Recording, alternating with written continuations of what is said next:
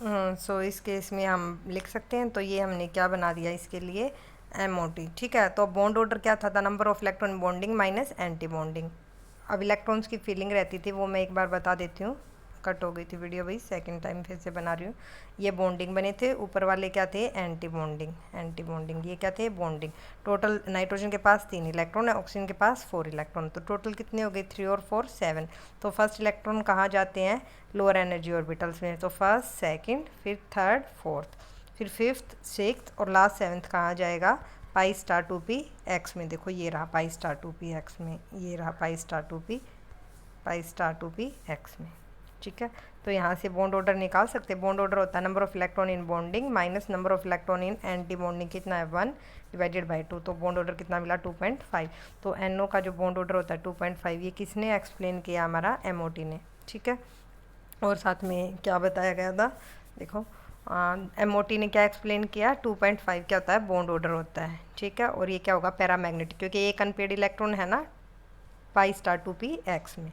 और जो NO है इस जो किस में, हमारा एंटी बॉन्डिंग हायर एनर्जी का ऑर्बिटल, वहाँ से इलेक्ट्रॉन को हम ईजिली लॉस कर सकते हैं। ठीक है, तो ये क्या फॉर्म कर लेता है, NO पॉजिटिव, नाइट्रोसोनियम आयन, और नाइट्रोसोनियम आयन हो जाएगा NO पॉजिटिव। अगर एंटी बॉन्डिंग का एक इलेक्ट्रॉन रिमूव कर गया, पाई स्टार 2p x का इलेक्ट्रॉन 0 हो गया, तो अब इलेक्ट्रॉन कहाँ बच गए, सिर्फ 6 इलेक्ट्रॉन बॉन्डिंग में ही बच गए ना, जो 3 और 2 इसमें थे और 4 यहाँ थे।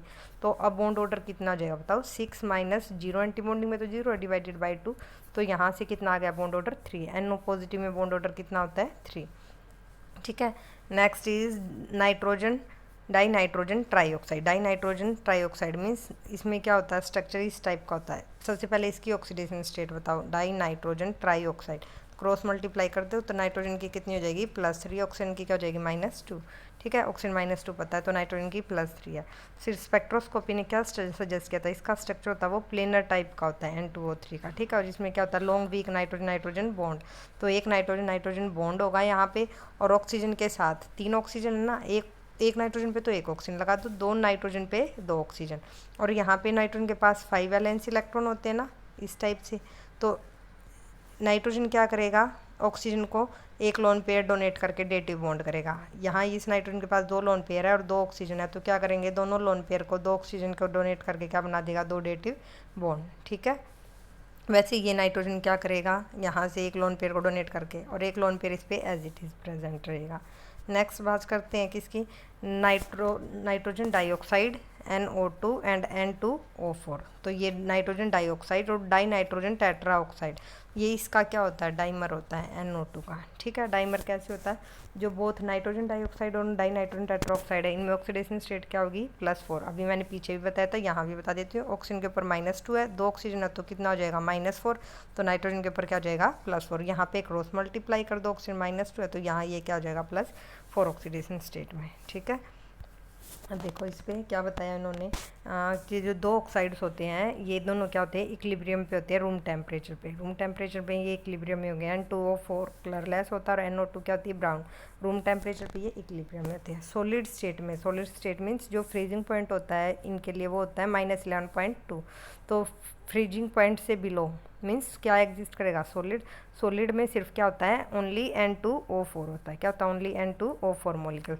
बट अगर फ्रीजिंग पॉइंट की बात करें, freezing point means -11.2 degree Celsius, तो वहाँ पे सॉलिड क्या कर जाएगा, मेल्ट कर जाएगा, और हमें क्या दे देगा, NO2 देने लग जाएगा। ठीक है, तो एट -11.2 पे लिक्विड है वो क्या करेगा, सॉलिड मेल्ट करेगा, तो उसमें सॉलिड भी प्रेजेंट होगा और कुछ लिक्विड होगा। लिक्विड जो प्रेजेंट होगा उसमें कितनी NO2 होगी, 0.01%।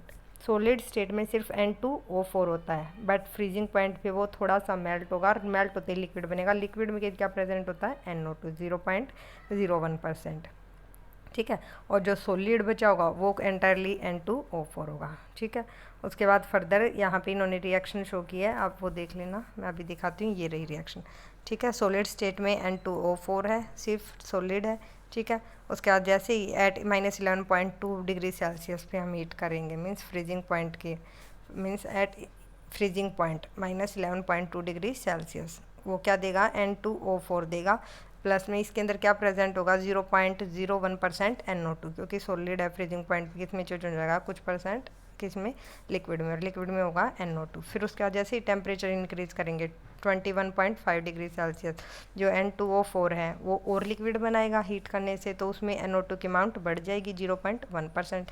100 डिग्री सेल्सियस पे क्या होगा, जो सॉलिड है वो मोस्टली किस में चेंज हो जाएगा, लिक्विड में। लिक्विड ज़्यादा होगा तो 90% क्या होता है, NO2 होता है। 140 डिग्री पे क्या होता है, कंप्लीट ब्रेक डाउन हो जाता है इसका N2O4, अब बचेगा नहीं। N2O4 टोटली किस में चेंज हो जाता है, NO2 में 100%।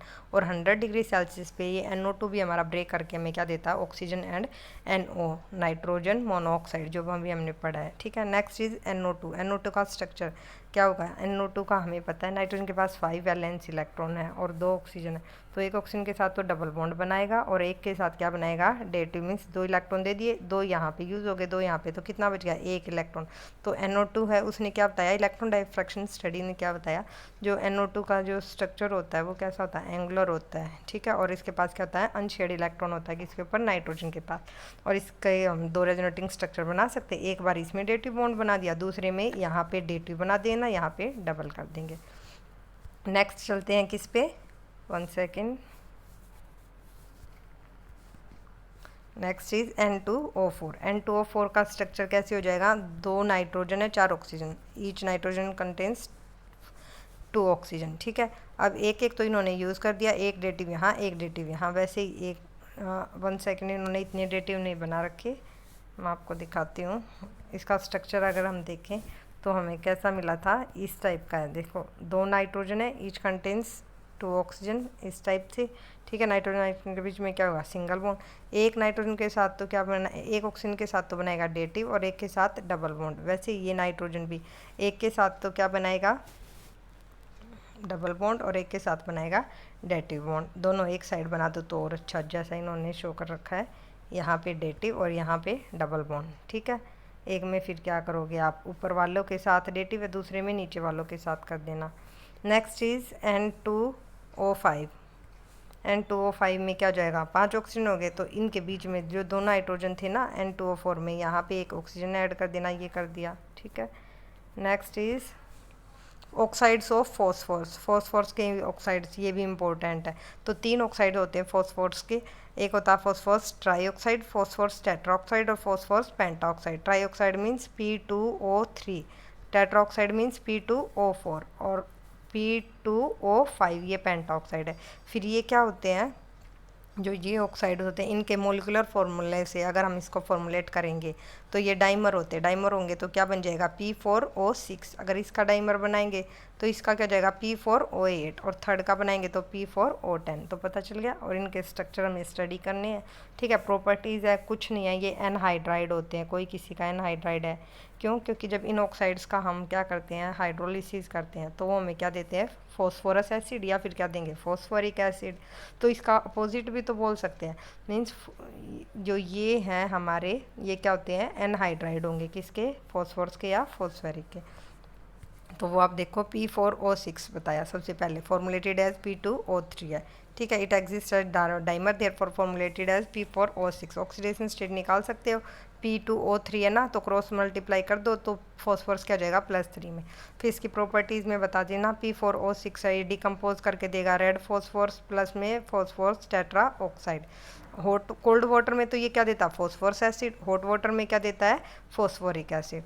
कोल्ड वाटर में फॉस्फोरस एसिड दिया तो ये एनहाइड्राइड है, किसका, फॉस्फोरस का। मीन्स जब P4O6 का हाइड्रोलिसिस कर रहे हैं तो क्या मिल रहा है, phosphorus.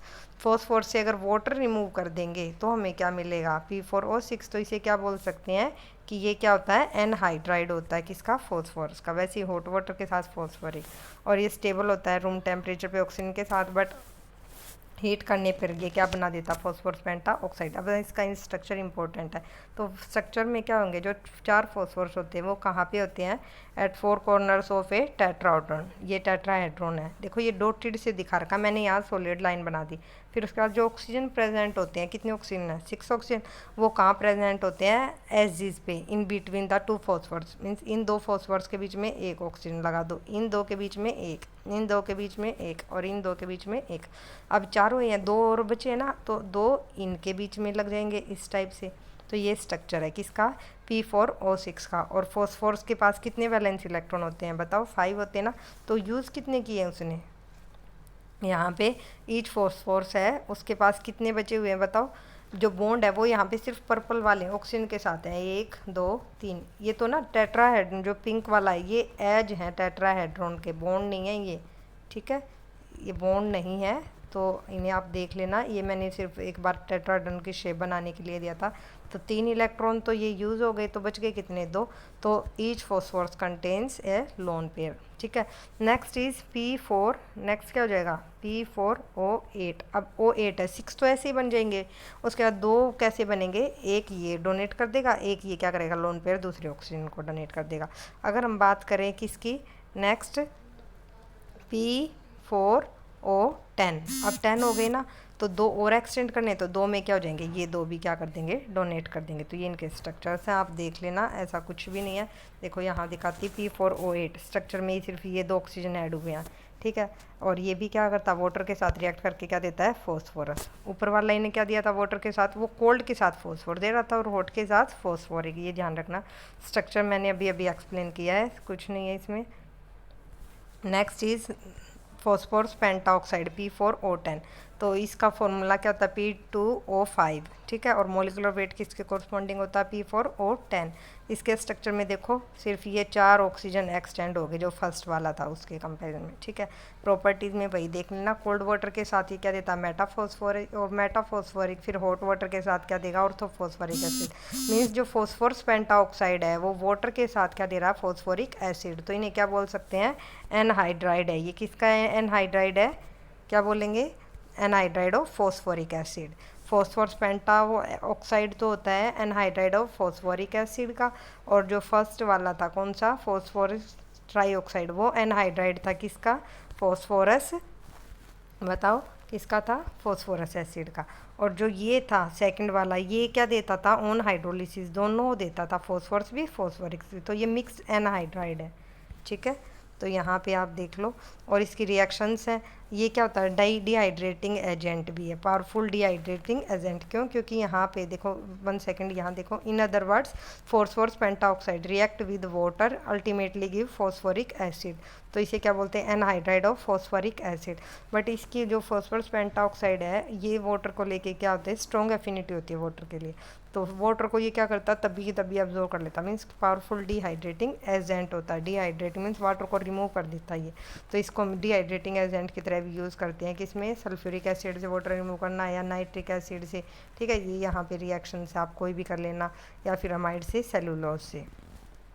Next is oxo acids of nitrogen, और उससे नेक्स्ट होगा ऑक्सो एसिड ऑफ फॉस्फोरस। ये हम नेक्स्ट लेक्चर में करेंगे। Okay, thank you.